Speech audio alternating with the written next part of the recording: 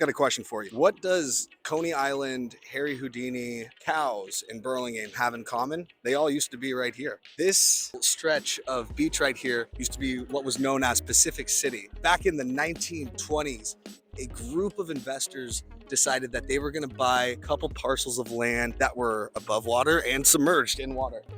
You know, it was actually 90 acres of beachfront property and 200 acres of submerged property for 100 grand.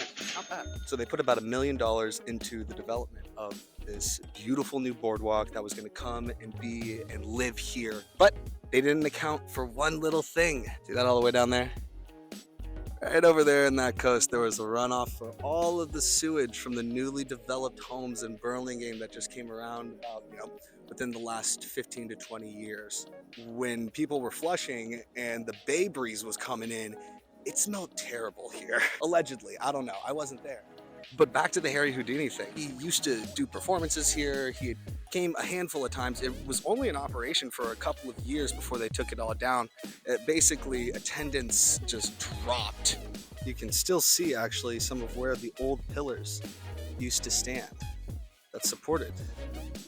So within recent years, actually, they just added this brand new beach and this wonderful fence that you guys are sitting on that you can't see just yet. A beautiful bike and walking trail, but they made it really easy for the public to get out here and enjoy themselves. How's it going? People love it, see?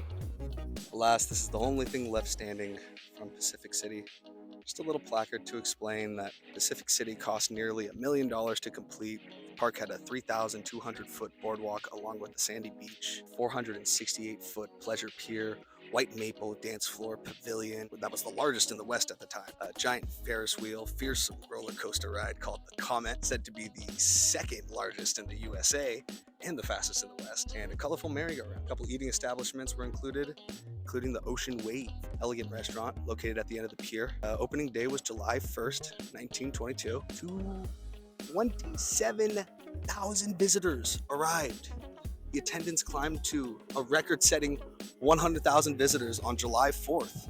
Later, cold winds and the odors from the sewage polluted waters and discouraged attendance by the close of 1923. So I wasn't kidding when I said it was very short-lived. Actually, the dance pavilion remained as a roller skating rink until it was demolished in 1946. So that was the longest standing structure out of everything here. It lasted like almost 20 more years.